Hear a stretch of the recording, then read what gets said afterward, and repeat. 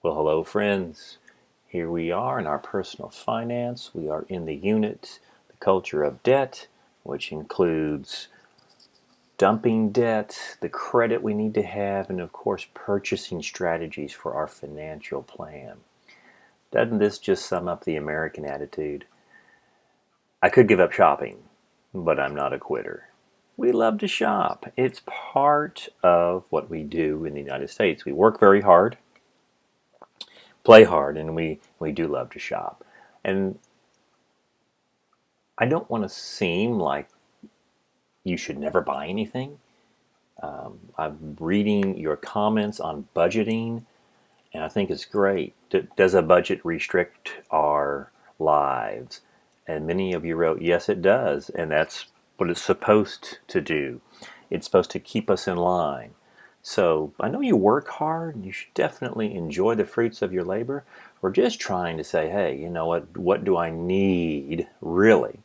And how should I purchase things? So hopefully in this last part of Unit 2, we'll look at some purchasing strategies and how to better understand the games that are being played. So we'll focus on effective consumer buying, implement a process for making consumer purchases, okay? Try to eliminate the impulse purchase. That's the real killer in our financial plan. And of course, the big ticket items that you're going to buy throughout your life, automobiles, homes, those are some of the bigger things. And so should there be a different process? Absolutely. Much more research for those. So let's dive in again. The United States economy, there's what we do. 65% is based on consumer spending. Again, a gross national product of between 22 and 20 and 22 trillion dollars a year, and 65% of that is based on spending. That's about 14 to 15 trillion dollars. So we've got to spend. And again, we also know from the previous video that so much of that is financed through credit and debt. So commonly overlooked trade-offs when buying. Okay, we buy something we like, set aside the food, set aside the normal things. We go out and we buy a new computer, we buy some photography equipment, we buy fun stuff, we buy fishing equipment, we buy new fashion all the time, whatever it is that you like.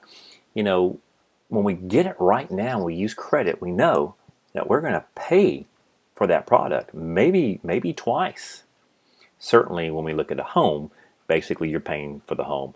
You're going to double that purchase price when you pay it off. So we want to make sure, is this something I can pay out in cash? Do I have the good credit and a good interest rate to pay it off very quickly? And so other things that we overlook is this, buying the unknown, possibly poor quality brands that are less expensive. I like the quote here, the bitterness of poor quality remains long after the sweetness of the low price, which is forgotten. How many times have you and I been burned on, well, look how cheap it is. Oh, look at that, look at that. And you get it and you think it's great, and all of a sudden you may be throwing that product away in a few weeks, if not a few days, but does it even last the time that you thought it would? I do believe in buying the very best that you can. And so whatever that is, because that way you've got what you want, so you have the psychology behind you that you made the right purchase. And when you do pay it off or pay it up in full, it's going to last. Buying things because they're cheap, the old saying, cheap stuff ain't good, and good stuff ain't cheap. A lot of truth in that. Ordering online, now that can become quite addictive, can't it? Yeah.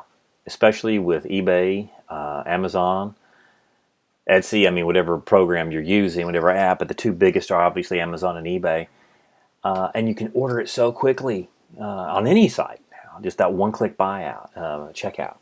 And hey, there is a lot in the buying process. I do teach marketing principles, and we go through a whole unit of buyer behavior. And when we buy something, it's a little bit of a buzz, a little bit of a high right there. Cool, I got something. And it can be addictive. And that's a lot of impulse purchasing. And of course, the trade-offs too it does take time and effort to really look at one product versus another product. Okay?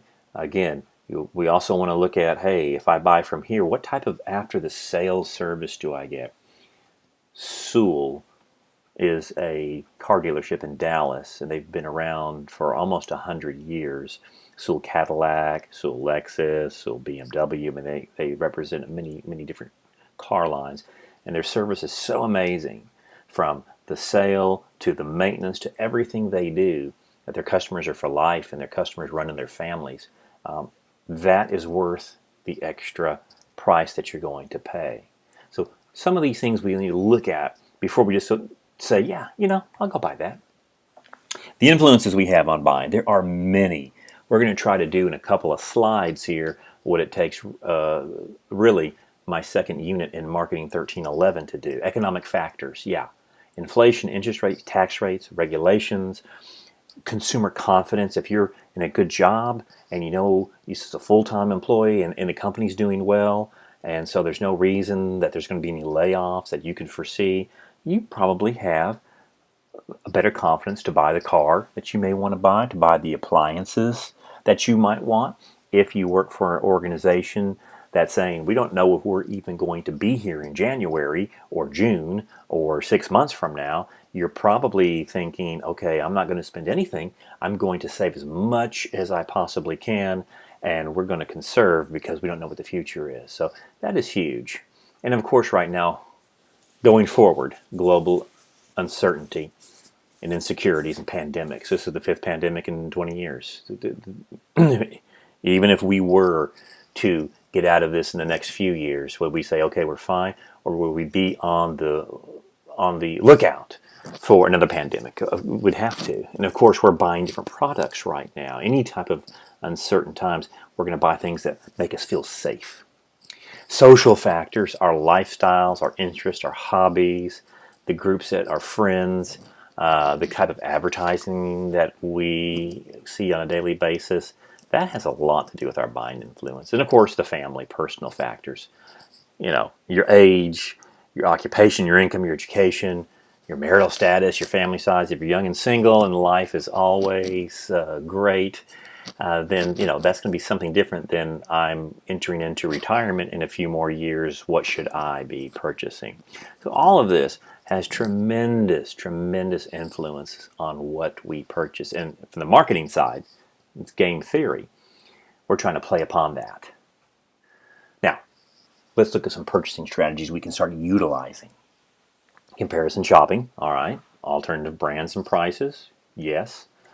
This is the one right in here. The wise purchase. Avoid the impulse buying. Unplanned purchases, which result in tremendous financial problems. Now, sometimes on the small stuff, okay, we're on eBay. My thing is fishing, and yes, I may be obsessed with it, but it's an obsession that I don't think hurts anybody, and so I'm going to keep doing that. I'll buy little fishing lures here and there. I mean, those are small items, but all of a sudden, if I'm trying to buy a boat, if I'm buying something crazy, then it can really result in a financial mess. Again, just going out, and hey, sometimes we don't feel good. We were depressed, and buying stuff is going to help us, we think, but we know that's not the case. So if we can somehow avoid impulse buying, and that is what your budget, your cash flow plan will do for you. Basically, you can say, hey, okay, and you can put in that budget, by the way, impulse buying, or TAM, which is traveling around money, or just goof off stuff. I mean, stuff that you just want to have to say, this is impulse. Anything I see, here's $100 a month that's just for me. Okay, put it in there. But the big stuff that you buy over time that you don't even realize, $300, $400, $500, $600, a month or every 2 months, which could have been used for something else. Big problems. Of course, the timing. When prices fluctuate during the year. We know at Christmas time, those are probably the best sales coming on. And basically the Black Friday sales right before Christmas, you can get the best deals on a lot of just, consumer type products and clothes and gifts. And so when to purchase is very strong. When to purchase a car, okay? You can get that down, which we'll look at. But hey, if you go to the end of a month on a cold, rainy day and go up to the car dealership, and it's let's just say it's January 30th. Who wants to buy a car in January? You probably can make a better deal than if it's a beautiful, sunshiny first day of June and cool weather, and the weather's still good, and you may have 100 people in the car lot looking at cars. So some little timing right in there, and of course the location. Again, where are we going? Are we going to Highland Park Mall? Okay, are we going to the Galleria? Are we just buying it online? That has a lot to do with the services that are available. So some of these wise purchasing strategies. Of course, we do compare brands. I'm all for you buy the best that you can afford, and you do get the quality you pay for. Okay. You may be interested to know in the shopping, in our grocery shopping, our sundries that we have. Many times your national brand, they have their own knockoff brand. And so they may be producing this beautiful line right in here of some sort of cosmetics, oil, or healthcare, and they also may knock themselves off. It's the same ingredient, just different packaging. So those are some things that you can do in some research on the label. Again, the labeling and shelf life, you want to read all of that. Of course, price comparison. On your, what we would call commodities, like just paper towel, so to speak, toilet paper, basic bulk items, look at your price per ounce, your price per square foot.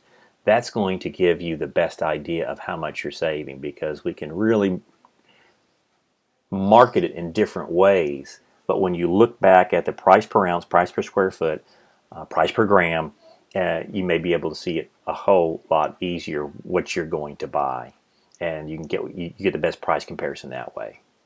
And so anything that's very convenient, the ready-made, especially in food items, you find your best prices where? And the Whole Foods, not Whole Foods Market, but just where you have to actually, the dried beans, which you can get a 2 pounds of dried beans for basically the size of one can of beans. So always look at that. Anytime it's more convenient, it's going to be more expensive. Look out for these gimmicks, okay, when you're purchasing. The buy one, buy three, get one free. That's only 25% off. And to me, that's not the biggest deal in the world. But boy, they certainly pump it. Or buy two, get one free. Okay, great. That's 33% off. That doesn't get me excited. Save 30% off your total purchases when you open a credit card today. That's a terrible deal, by the way. And we somewhat went over that in looking at credit. But remember, the credit you get from a store, and again, it's very, very heavily done on your department stores, Bath and Body Works, the Gap.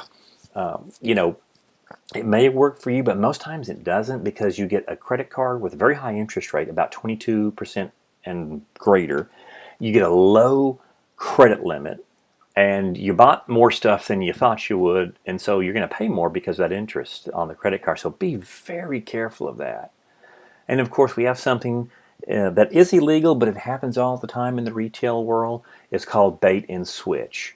Okay, that means you go in for a 20, let's say a 30-inch TV that was basically $50. It was the deal of the day, and you said, you know what, I'll take that TV. I'll have it in my office. I'll use it as an extra monitor. I'll put it in the kitchen. Something like that. Oh man, we just sold out. But how about this? Let me get you a 65-inch curved Samsung. I can get it to you today in this 4K. I can get it today for usually a 900. We'll put 750 on it. And here we are. This person went in for a USB drive and coming out with all of the other great stuff in his cart. And have not we done that all? I also very leery of, it's the sales pitch. You must act now. Anytime someone tells me to do that, and I may have lost some deals over the years, I'll admit, but I usually don't like to be pressured. I don't think a lot of people do. And if I have to act today only, especially when someone tells me that in my face in the stores, or even it pops up on an email. I'm very leery of that. I don't want to act now. Why is that? Because they don't want you to comparison shop. They don't want you to think about it. They want you to make that conversion very, very quickly. So look out for all of those gimmicks as we lay down our financial plan and the things that we like to purchase. There it is again. I have $30 a year. You get the magazine. It's sent to your home, and it is one of the best things you can do. This group will go through every item, every car. They buy it themselves, so there's no advertising pressure on them. Nobody is giving them products to say, hey, can you? It's not like a Google search where you pay.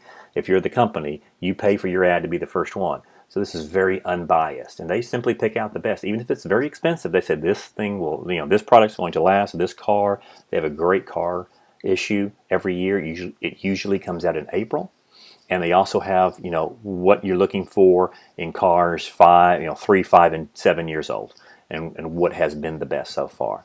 I do not make any money from Consumer Reports, but I think in the personal financial world, it is the smartest thing you can do, especially when it comes to purchases, because you can always take your Consumer Reports guide with you to wherever you're buying. It's a third-party reference, and say, well, you know what, this is what Consumer Reports says. That car is worth this much. That stereo should be worth this much. That TV, that computer, etc., etc. So stop trying to sell me, and let's get to the best product I can get. There we go. Car purchases. Oh, now we love our cars in the United States. We've had a love affair with them since World War II.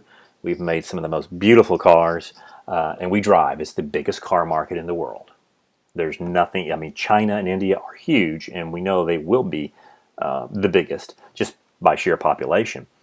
But we spend the most on our cars, we drive them, and we love them. And I just want to go over a couple of things.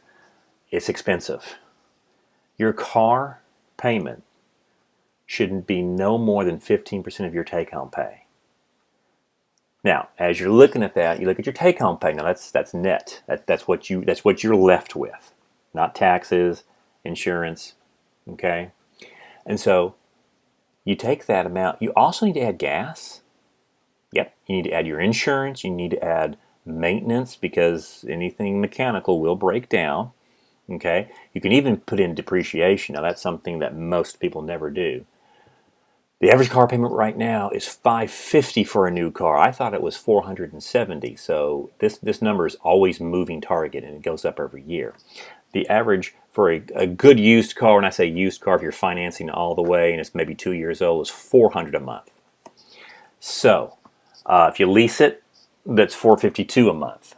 We'll talk just briefly on leasing today. Now, if we want to go back to the rules of 72, and you invested $400 a month at 12% interest throughout your career for 45 years, you're 20 and you retire at 65 or 70, yeah, that is quite a bit of money that you could have piled up in a Roth IRA. We'll talk about the Roth in our last unit. So be careful, my friends. They are not investments. We went over this in the debt, eliminating debt, but I just want to reiterate, as much as we love those cars, and I know you're thinking, well, my car is going to be an investment. We have to invest in it, but investments typically appreciate in value, and we know cars don't do that. They lose value very fast. Again, Consumer Reports, 60% of their value is lost for a car in their first 4 years. It's a $28,000 car that we go out and buy over the weekend and finance all of it. We'll lose 16, almost 17 grand at 4 years. Now it's worth less than 12, just barely $11,000. Again, you lose almost $400 a month, and so you could take a $100 bill out every Friday for those of us who are going to go out and buy a brand new car and just throw it out the window on Friday morning somewhere. And again, the average car ownership is close to 10 grand a year because you got to add your gas, your oil, all your maintenance, and your depreciation, and the terrible amounts of insurance. Because when you buy that brand new car, can you get liability only? Nope. You have to get comprehensive. You have to get full coverage. So All right, we understand a few things. I've heard too many stories of too many students just going out and buying a car, just walking to a lot, and believe me, there are sharks on the car lot. All right, they're very well trained salespeople who know all the right buzzwords and motivations to get you into that car. So probably before you step on that lot, not probably, let's just go definitely before you get on that lot, do some of these. Make sure you've identified your problem. I need a car. What kind of car do you need? Do you need a truck? Are you working outside? Do you have a family? Do I need a minivan? Do I need an SUV? Can I get away with a cash car? I mean, really identify that, and then gather that information. Do not let this person right there. There's the car sales. Or maybe this person right there. They look probably more the salesperson, or they're both working her to death. Who knows? That don't let them be your only source of information. You've lost the game. Yes, ask your personal contacts. Your look through the websites. I know you're doing that. Again, Consumer Reports. You can look at almost any model. Another great one is Kelley Blue Book values, and I have this in your financial websites. And then so find the car that you may want. Look it up in Kelley Blue Book, print it out, because they're going to give you an okay car, a car in a good condition, very good and in pristine condition. And this is how the industry is run. This is what Kelley Blue Book would pay for it. And so now you've got that third party objective information that says you want this much for it. Kelley says it's this much. So if we can't use Kelley Blue Book, then I'm off to my next car lot. And so also you've got Auto Trader, you've got Car Gurus. There's a lot of stuff out there. Please never walk onto a lot without that information. And of course, go to their website, like Huggins Honda or Vandergriff or Sewell. Go to their website, look at the cars, and print out their internet price, because you usually see two different prices on their internet sales and on their car lot sales. Why? I don't know. They'll say, "Oh, okay, we didn't realize that." So here we go. All right, you've done your investigation. Now you're evaluating the cars here. Again, wow, okay, do I really need this? Again, right now, more than likely in Texas, we do need the car. Should I pay cash or buy credit? Okay, again, that is how much can I afford? Which brand should I consider? When I say how much you can afford, that salesperson is going to say, what would you like your monthly payment to be? We don't even talk about the price very often. And whatever number you say, well, we can make that happen. Instead of a 2-year loan, we give you a 4-year, we give you a 6-year. I've seen 8-year loans now on cars. That's a bad deal. You've paid for that car well over 2 times. Price, quality, service, is it possible? And this is on anything that we're looking at to rent instead of buying. I'm not sure that's a great idea. I don't think leasing is the best idea in cars. That's just me. Comparison shopping, of course, and then now we look at the options that we want. So, as we look at evaluations, we did talk about leasing. Some people love it, and if it is, I'm great. But it's a contract for a monthly payment. Your payments are generally lower than it would be if you bought the car. Most all the time it's going to be lower unless the credit issue is in there. But you never own it. Okay, you never really get it. But if you want to drive a Porsche, if you want to drive a real expensive car, and you can't afford that, you could lease one for 2 years and pay that $700 a month and then give it back. The drawbacks are, so I guess that's the advantage, is you could drive a really cool looking car for a short period of time. And the drawbacks are you have no ownership interest, so you just keep making the payments. And of course, the other thing is the lease agreement. You're charged for so many miles. Then they say, we're basing our lease on a 12,000 a year mileage. If you go over that, you owe a percentage, or like 50 cents for every mile over 12,000, whatever the agreement is. And of course, they're going to, you have all the credit checks as you would normally. And so also, if it comes back dinged, or if you have any type of wreck in it, then yes, you have insurance, but you're going to have to owe more on that. So again, it's done a lot in the corporate world to lease out automobiles because they don't want to have a service fleet, and then for their executives and sales force. So, but there you are on the lease. Just remember, you never get to own it. You just pay for it. You always get something new, but again, it's always the car payment that you have to make.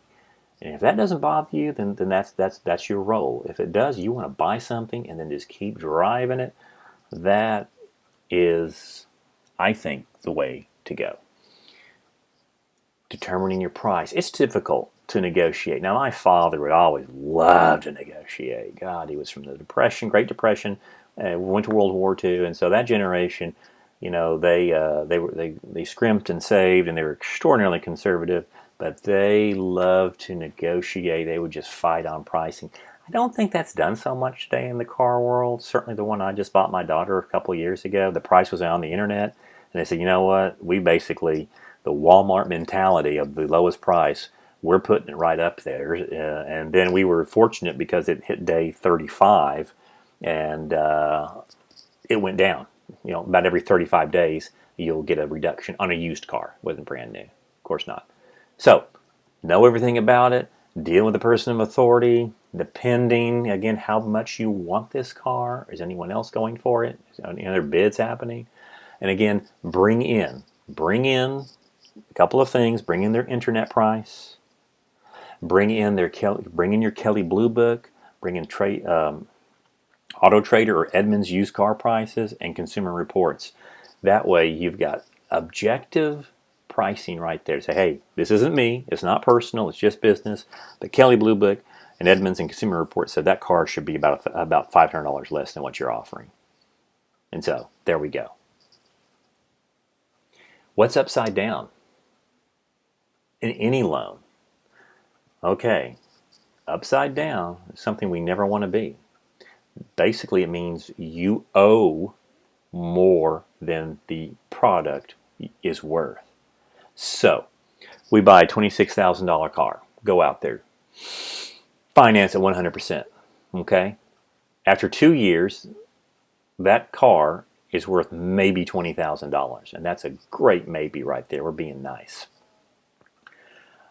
On your financing, you probably have paid very little down because on $26,000, the salesperson said, hey, check it out. We're going to give you a 6-year loan. So your payments are very small. So you haven't really paid anything to it. Although you have small payments, there's no equity built up. So now you owe $24,000 on that car. And then you get in a car wreck and the car is totaled.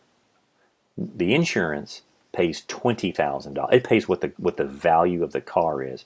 And so you may be stuck with a $4,000 gap. We'll go over this in the last unit. That is setting up, completing your financial plan with insurance, but get the gap insurance. If you're looking at a car right now and you're still going to go out and buy a brand new one, make sure, or a very new used one, a couple-year-old used one, but you're still going to finance it, make sure you get the gap insurance because that will cover you for a while. To avoid the situation, get that large down payment, okay, and get a shorter term loan and pay it off faster, okay. That's how we remain right side up, which means the car is worth more than the loan. But I would say of everyone who goes out, the working Americans who go out and buy a brand new car, very few get the gap insurance. They think it's going to be too expensive, but it's not that expensive. But it's like maybe $700-800 extra, and they roll it into the loan.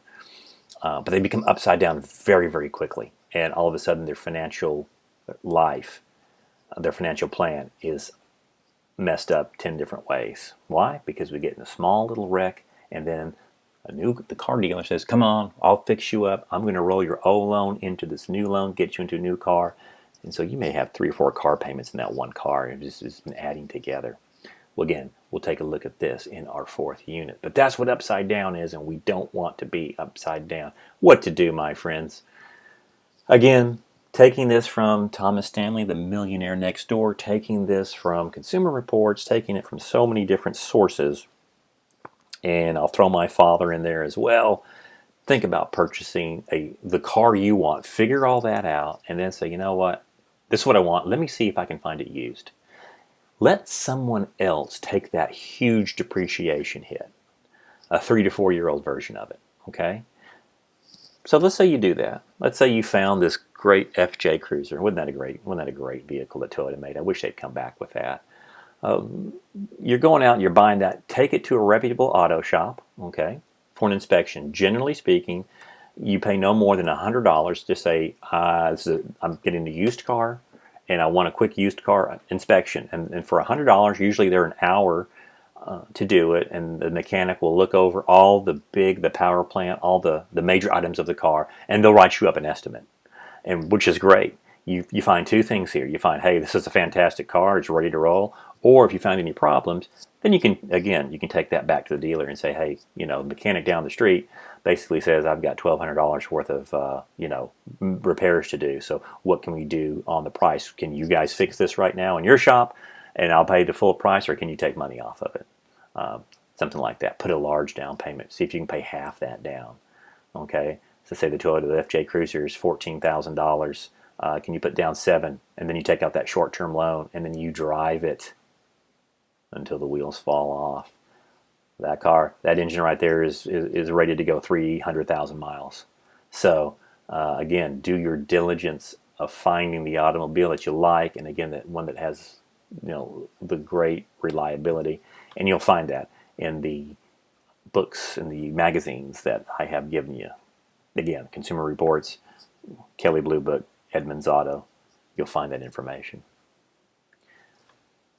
What about this? This is great. Purchasing a home. A home, I believe, is the foundation for most people. Again, like 70, 80%. It's the foundation of your financial plan.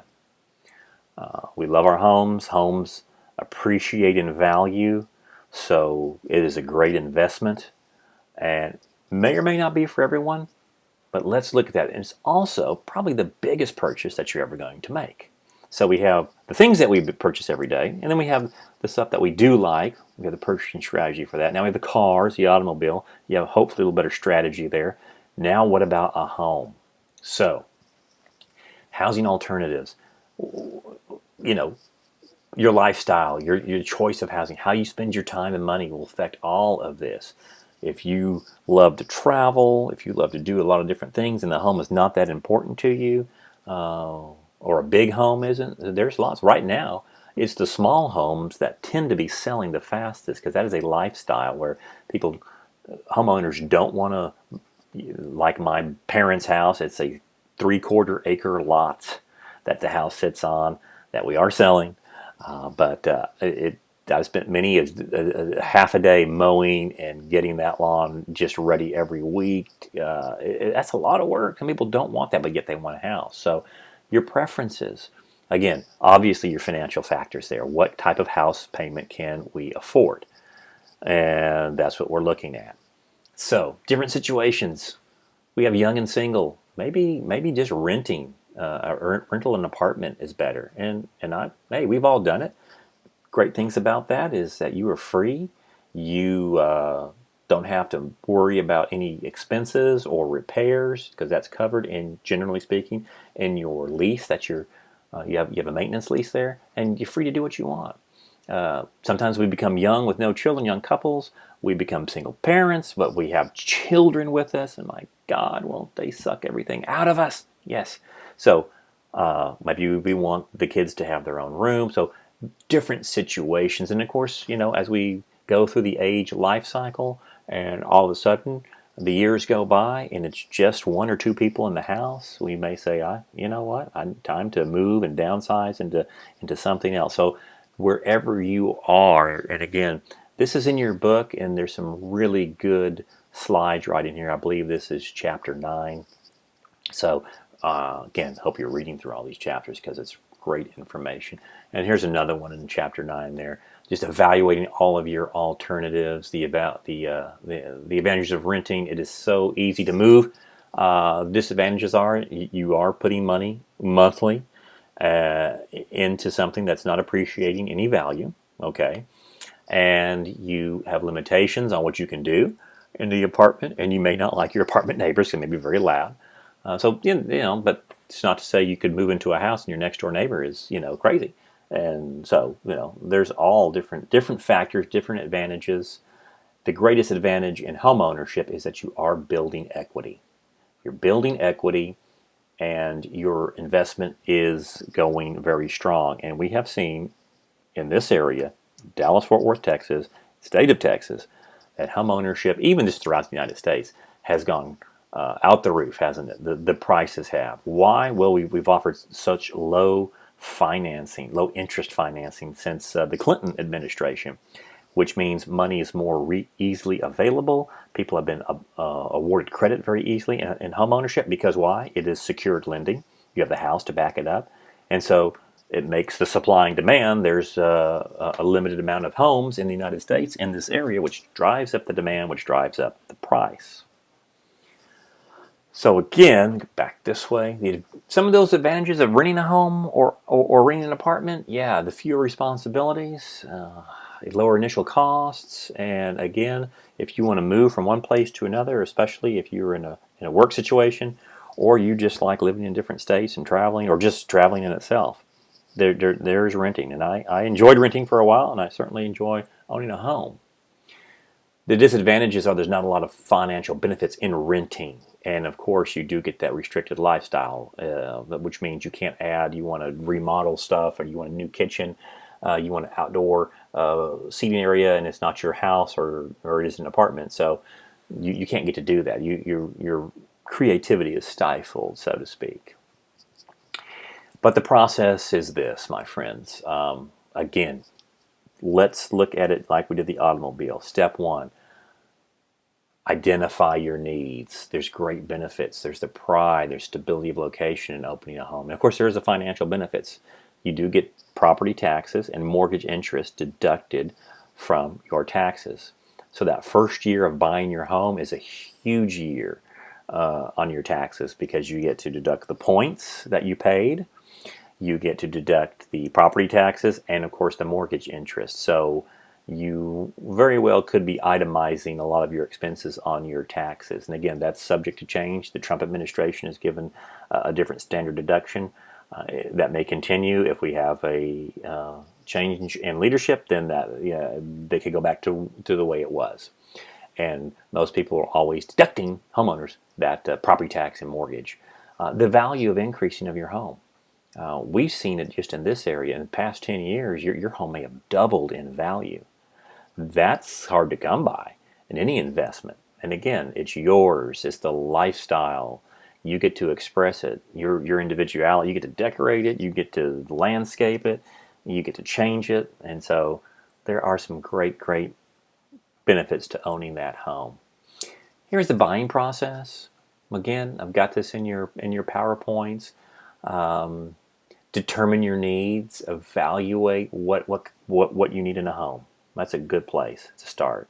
How many square feet? How many bedrooms?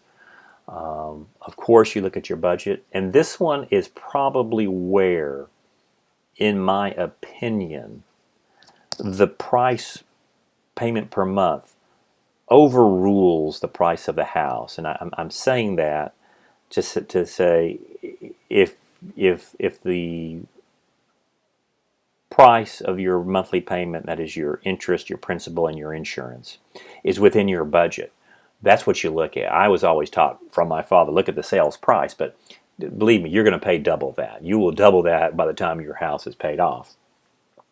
But it could lead you into a different home that you might like, because the house is going to increase in its valuation.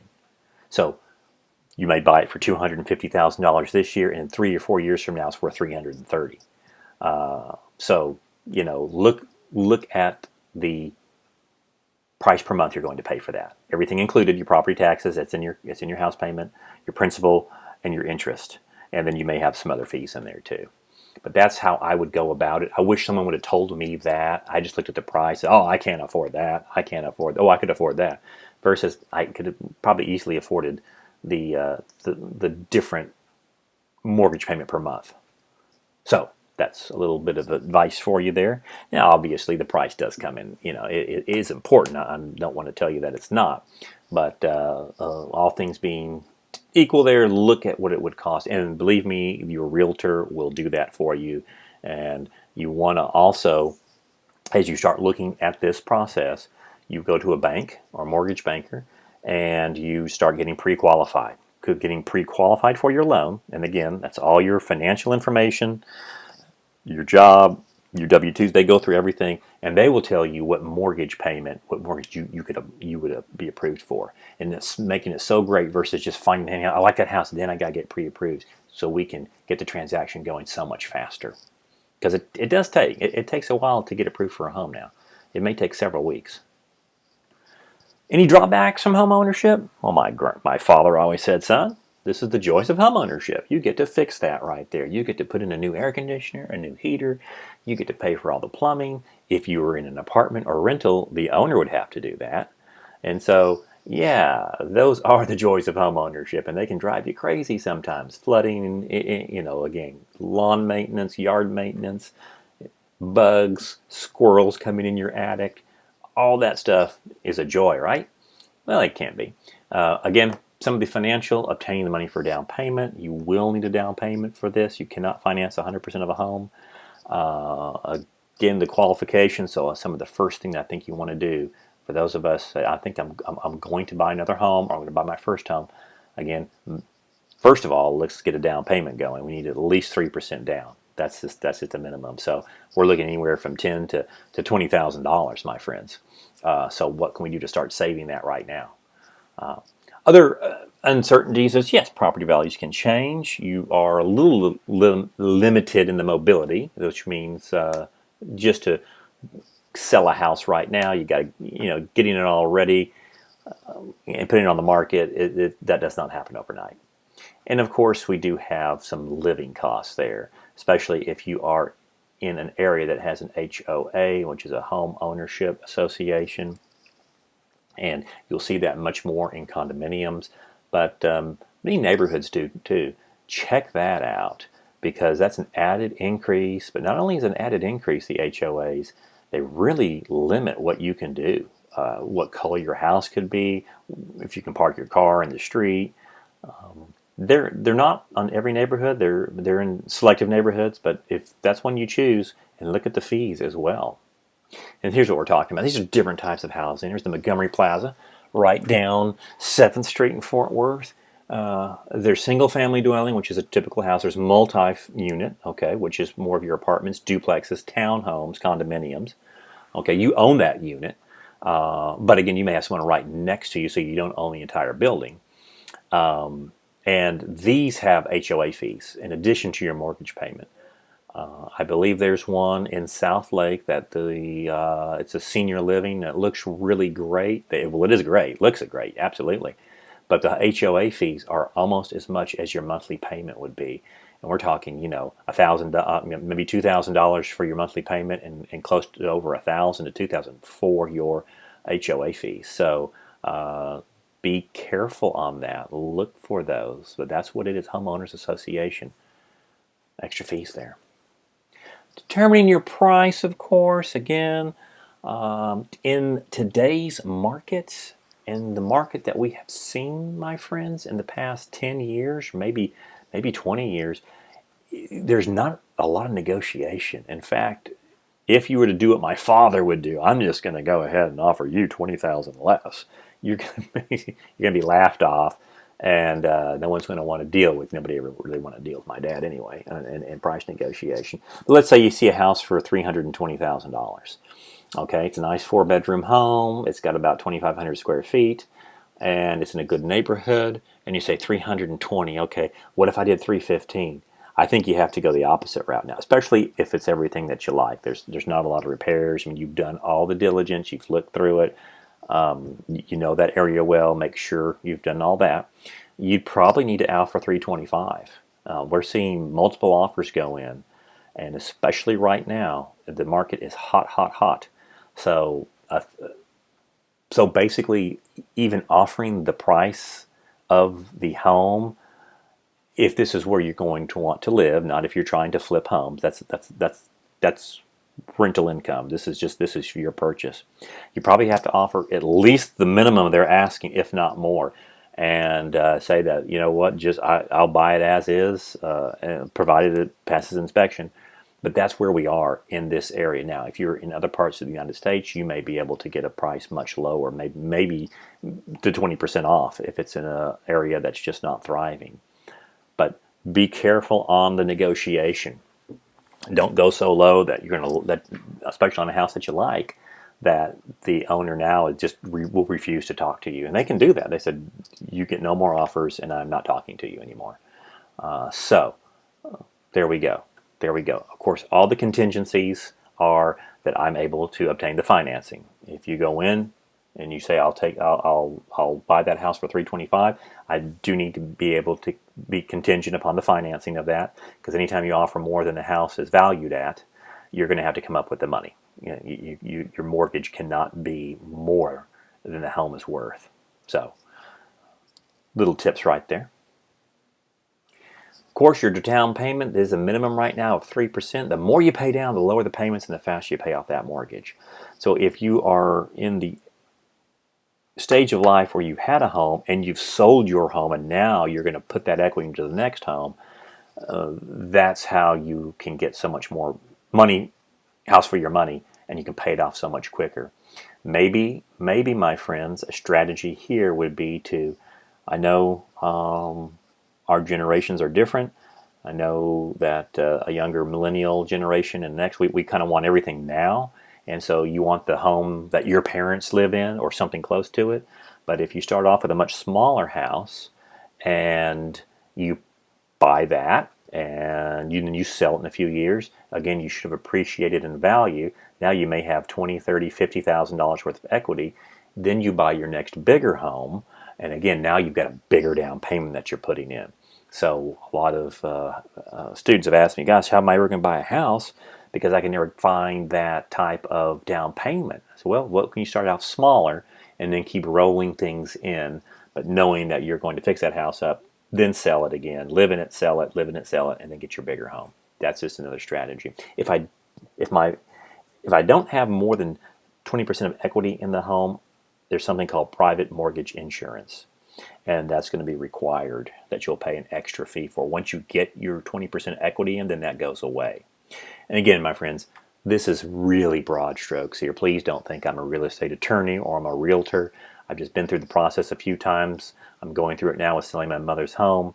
And I don't pretend to even know what I'm talking about sometimes. I'm just giving you the broad strokes so you can investigate more than this. When you try to qualify, there you are. This is not an overnight process. It is a arduous process.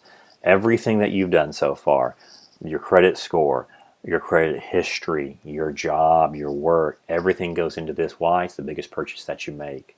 And so what lenders typically do is, at the most, and lenders have been very, very liberal in the past 20 years, which means they're looking to get you into a home, regardless if you think you can afford it or not. They'll go up to sometimes 38% of your gross income as affordability. I think that's too high, personally. So, but this is a big process. It does take time. It is very stressful. So hopefully you find a very good realtor that works with you and you can start getting pre-qualified. But before all of that, that's why I want you to get the credit card if you don't have one yet. I want you to start building the credit. This is what all that hard work pays off to, so you can get into the car you want, but more importantly, the home that you want. So what should I do? How should I afford this? Just remember, this is when we look at that monthly payment, your total payment and taxes, insurance, all that combined in. You could also put in the monthly upkeep. That's what a very conservative viewpoint would be, which means, okay, am I paying for lawn service? Am I paying for, let's just say, it's going to be an extra $75 of expenses per month because you don't know what they're going to be. That should never be more than 35% of your take-home pay. Also, it would look like 2.5 times your annual household income, the mortgage that you should afford. So if we take this out, we say, 2.5 times your income. If you're at $70,000 income right now, your mortgage would be $140,000, and you're saying, I can't. This is your mortgage, not your house. Okay, so maybe you've got a big down payment there. That's the way to start off with. Well, actually, that would be close to $190,000. I think I needed to more than double it there, and the $100,000 would be what's that? About $300,000 mortgage. Again, I tend to go a little more conservative just because it's always nice to have a cushion, but at least this gives you some framework, a little bit of framework of what you should be able to afford in your home. What's hurting so many household budgets right now, and so much in the personal finance world, is we have much too much car. We're way over in our car. Car's like 20% of our net take home income. And the home is something like 40% of our net income coming home, and maybe 45. And that just means what's left over. Do I have any? Can I get utilities paid for? Can I get the food? I mean, all of a sudden I don't have a lot. So this is why we want to do the right things, be very conservative. So here we are to your affordable payments. Again, I've got these in your notes for you to look at. This PowerPoint, determine your gross income, divided by 12. Look at your taxes and insurance, $60,000 income. Basically gets $35,000 worth of cash flow a month. And now we would say 35% of that is $1,225. That's your house payment right there, $1,225. Okay? So that might give you a better idea when you say, okay, the big house price itself, this is where we're going to get our payment. That's including taxes and insurance, and that's all usually rolled up into one. And I can assure you that will go up because home prices are escalating, and which means your taxes and insurance will escalate too to keep up with the price of the home, or the value of the home. How do I do it? What type of mortgage do I look at? There's fixed and adjustable rate. Adjustable rate mortgages are called ARMs, and what they do is they adjust over the life of the loan. It's very tricky. I do not advise this in a mortgage because many times the mortgage issuing company will give you a very sweetheart rate of 1% for the first 3 years, and then it goes up. As it goes up here, this 1 to 6%,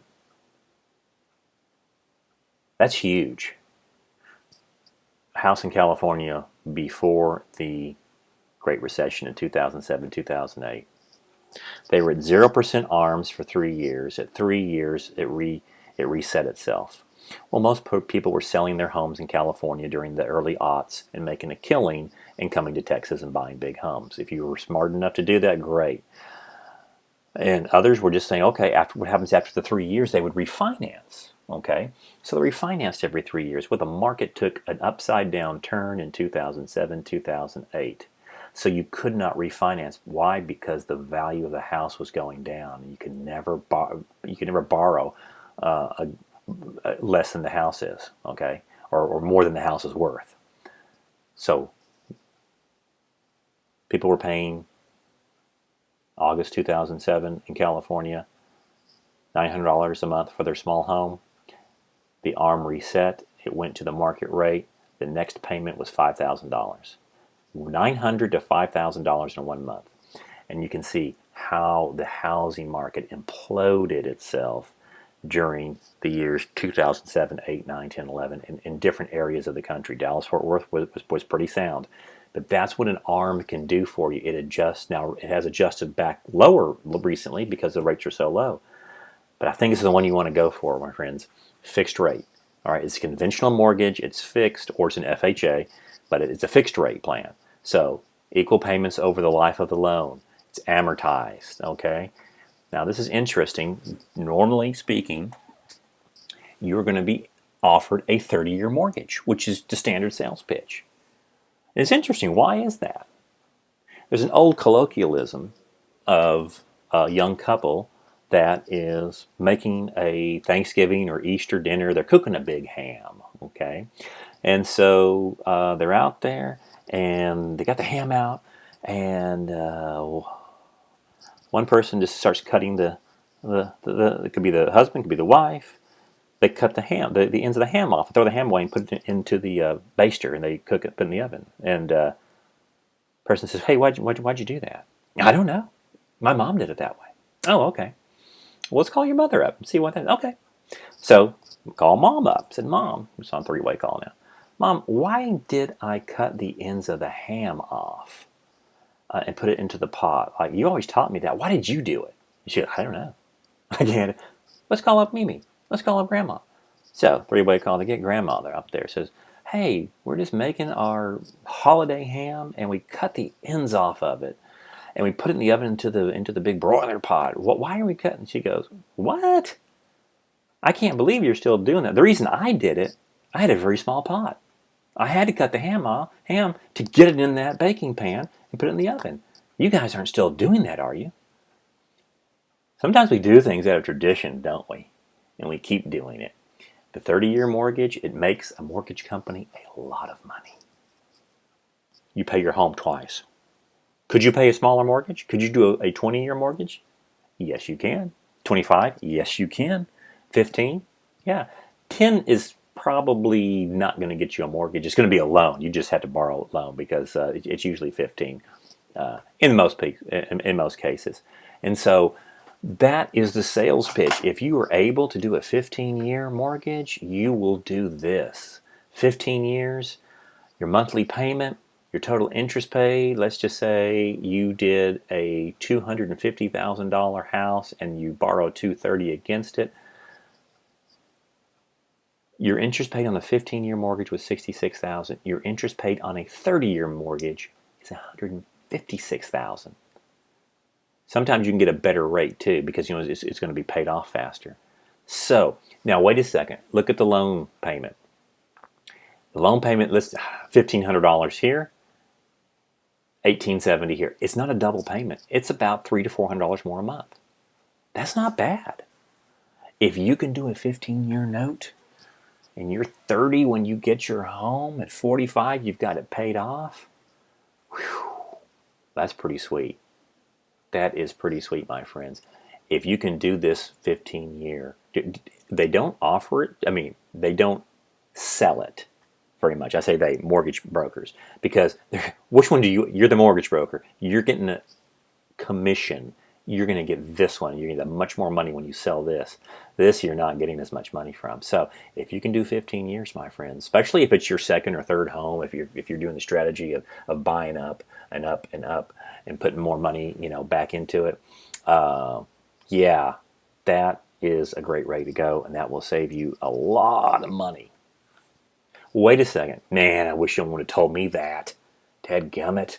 I've got my 30-year mortgage right now, and okay, here's what you do: put $100 more in a month. You put $100 more in a month, you're going to shorten that loan by about 5 to 10 years. Sometimes we can't that extra $400 for the house payment for the 15-year mortgage. I just can't handle it. Okay, put $100 in a month more. Put even $50 into a month. It goes right to principal. Make sure you tell them that, and the bank knows that. This is not going to interest because it just does never go anywhere. This is going straight to my principal every month, and you will shorten your loan between 5 and 10 years. So your 30 is now 25 or 20 year. And again, if you want to put $200 a month in, you'll just shorten it even more so. But those are some little tips right there to get that. But that's when the 30-year mortgage came around. Get it fixed rate, put as much down as you possibly can, and pay that thing off. And that's a great, great centerpiece of your financial plan. A buddy of mine gave me the best advice. He says, Randy, look, man, don't try to buy the best house in maybe what's considered a dicey neighborhood. I mean, and again, you can look where traffic patterns are. You can look at what's the outside of your neighborhood. Is it increasing in value? Is it starting to go down in value? Try to find the nicest area you possibly can, and then find the humblest, what he would say, the cheapest home, the humblest home in a very nice area. Why? Because that is going to appreciate, and you're going to like living in that area if you possibly can, because your investment just gets stronger and stronger. Location, location, location, the 3 L's of real estate, the 3 L's of retailing. It's very important. Think about that. The most humblest home you can find next to or inside in a very good area, and go from there, because you can sell that house so quick. Wow. What a big unit we just did, my friends. Is credit important to you? It's extraordinarily in credit. Your credit score may be the most important financial number that you have. And now we see why we need it. We just pulled us through, because in the end we want to get that home, and we want to be approved and get that house or that car or whatever we're looking at, that job, all of it. So now we have some strategies, I think, to get the right credit.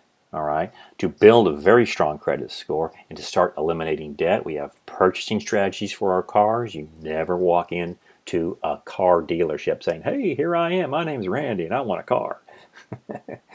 Nope, nope. We've done a lot of work beforehand. And I think we have a little more awareness of how to purchase and choose that right mortgage, that home. Again, broad strokes there. You're going to do a lot more research. I think that gets you started. And of course, how about this? How about becoming debt free? Debt free except the house, you know what I mean? We are no longer servants. Solomon said the borrower is servant to the lender. Well, we're no longer servants to our debts. You can do it. You gonna do it in a day? I don't think so. It is a lifetime, it is a journey, but the journey is very much worth it, my friends. I do hope that you enjoyed this unit. Now, all of the amazing information you have, let's put it to our friend Frank and answer his questions. And as you answer his questions, my friends, you're going to be answering your own questions in the world of personal finance. As always, hope you're healthy, hope you're safe. Make it a great day.